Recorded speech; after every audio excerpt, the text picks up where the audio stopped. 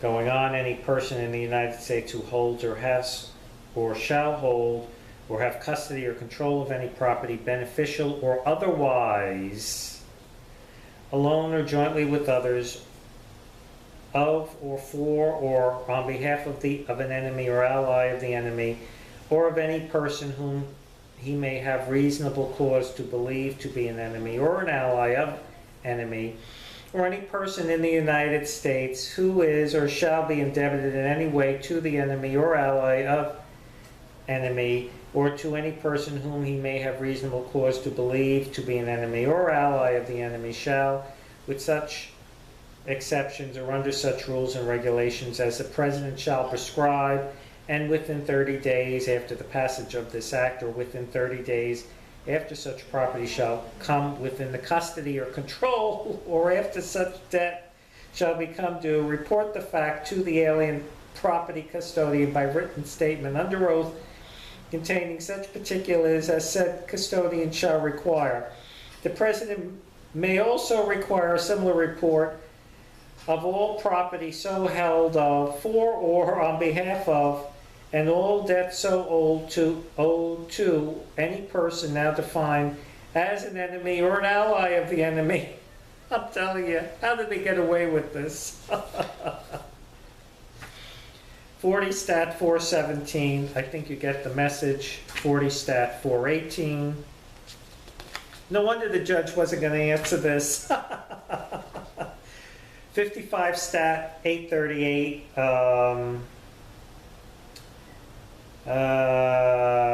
The national security and defense, carrying out provisions of this title,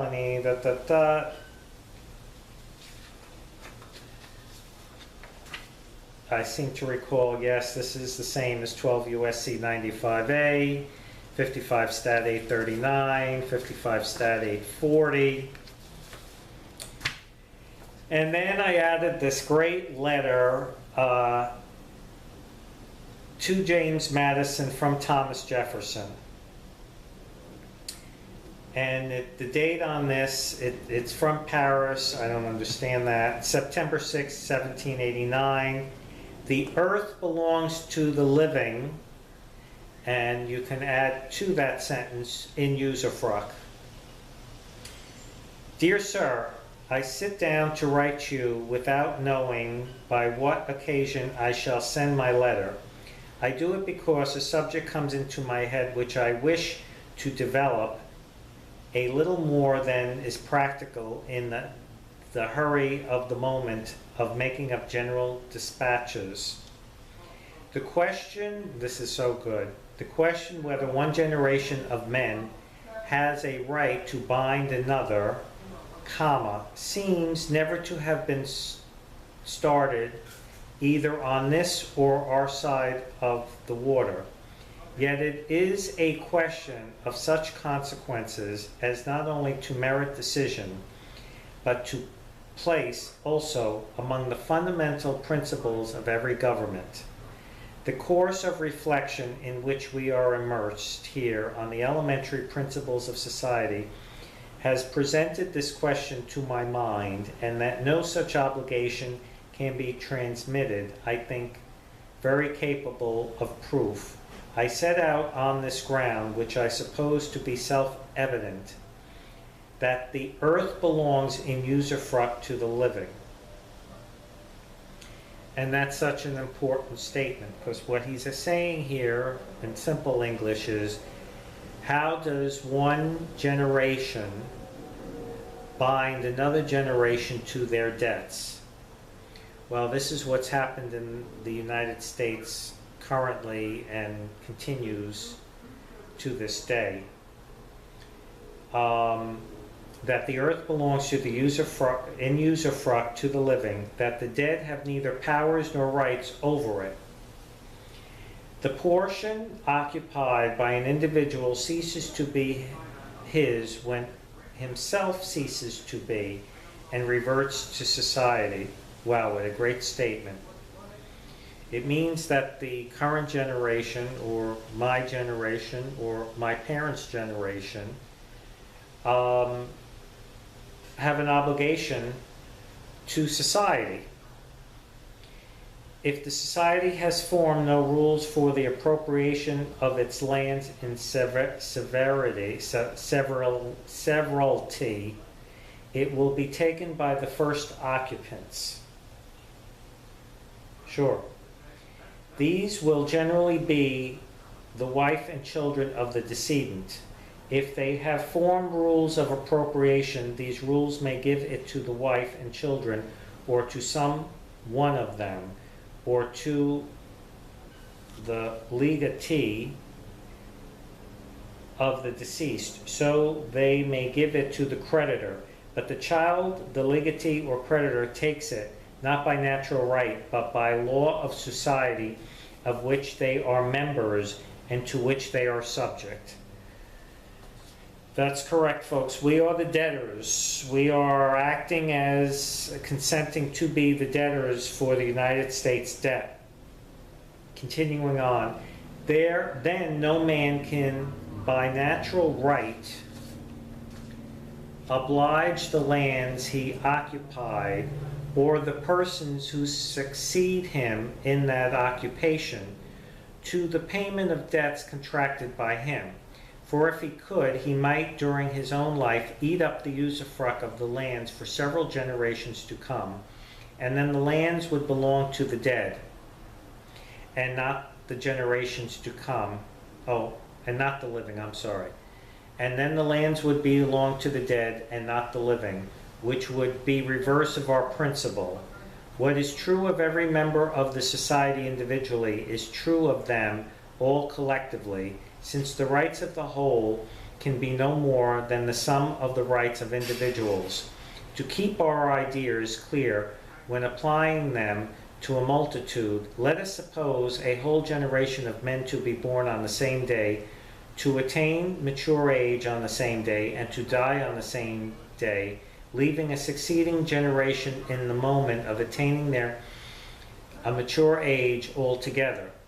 Let the ripe age be supposed of 21 years, and their period of life 34 years more, that belong to the average term given by the bills of mortality to persons who have already attained 21 years of age. Each successive generation would be, in this way, come on and go off this stage at a fixed moment, as individuals do now. Then I say the earth belongs to each of these generations during its course, fully and in their own right. The second generation receives it clear of debts and encumbrances of the first, the third of the second, and so on. For if the first could charge it with a debt, then the earth would belong to the dead and not the living generation. Wow. Sounds like this guy really got it. Then no generation can contract debts greater than may be paid during the course of its own existence. At 21 years of age, they may bind themselves to their lands for 34 years to come. At 22, for 33, at 23, for 32, well, whatever, that sounds all confusing. But in essence, what this is saying is, what we have today, we've been bound by a past generation no longer breathing on this planet, and we're having to pay those debts. Also included in this package is FDR's under executive order. I think you can find this on the internet. All gold coin and bullion and gold certificates that need to be turned into the government. Taking out that back in May of 33, on or before May 1st, 1933. So to finish up with this is what I did, and I sent to the probate judge. I'm alive. Here's some statutes at large, the Sesta Trust, the affidavit of life, and all this stuff. And certainly something should have been written back or conveyed back to me somehow, but of course I figured out, doesn't take too much to figure out, that the presumption that the government uses that we're all sureties for their debt, and even if I'm trying to help, I mean, I go to them and I say, I come to you in peace and in support of the United States. There's a way, you know, when you get a mortgage, and you can look at Dan Benham. He's done a great series on YouTube on this about how mortgages are created. That's how things are, or money is created. It's with a signature, and that's how it's apparently reduced. It's with a signature. So what I had thought, or I assume, is that you turn over the birth document or the birth certificate, flip it over and say, in these words, paid to the order of the United States without recourse, by the name, and that should do it. It seems fairly logical. Even if I have it wrong, that's okay. I don't have to have it right. The intent is clear, that I'm trying to obliterate or trying to help. It's not my debt. Trying to obliterate, extinguish, and retire a debt. Doesn't that sound like a solution to the problem? But apparently banks and government officials and attorneys, this is not how they profit off this. This is what, in other words, controversies that are created or presumptions that are consented to make these people profits. So again, I think people should have the right, if you like a communist regime, go live in Cuba, go live in Russia, and you should have the right to say, no, that doesn't work for me in those regimes. If you prefer freedom and you want to get along with people, I believe you should have the right to Shangri-La. It's not a difficult thing to do, and if you believe, you know, Hillary's your answer, you should have the right to Hillary. And if you think Donald Trump is your answer, you should have the right to live in that kind of society. But you need to enter a society knowingly, willingly, and voluntarily. It can't be done through deception and fraud. That's considered an unconscionable contract, and I do have an issue with that. I don't want to trick people. I don't want to control them. I don't want to take advantage of them. Why would I want to do that? Now, you may say I'm rare or strange or whatever, and that's fine, but that's, you know, we're on planet Earth. We're all created by the one source. I happen to call him God. You can call him anything you want. We all must adhere to, automatically, it's not optional, to a universal law principle that applies to all of us. It's not exclusionary if you're black or white or gay or straight or green or yellow or red or male or female or whatever you are. This applies to all of us, and we do have that spark of divine in each one of us, and we basically have some instinct to right and wrong. If I'm deceiving you, that what I'm doing is I'm deceiving one of God's creations. I really don't want that bad karma, to be quite honest with you, and I do believe in karma. I believe the scales of justice balance out, not certainly the way the current Attorney General Loretta Lynch believes they balance out, but certainly I believe there is a universal law that absolutely balances out. I happen to believe in reincarnation, whether you get reincarnated here or someplace else. You cannot screw with God's creation. And I firmly, it's more than a belief, it's an instinct I have, it's a gut feeling, you want to call it, it's a knowingness, it's, I've observed, I've had the wonderful opportunity to go down to see John of God in Brazil, and learn how people receive miracle healings, but they're really not miracle healings, they're a willingness to be open and receptive to, excuse me, I'm a little bit off. it's a willingness to be open to receive that healing, because the healing is always present, always, because we never lose that connection to our divine source. And again, this is not meant as a religious conversation. It's meant as I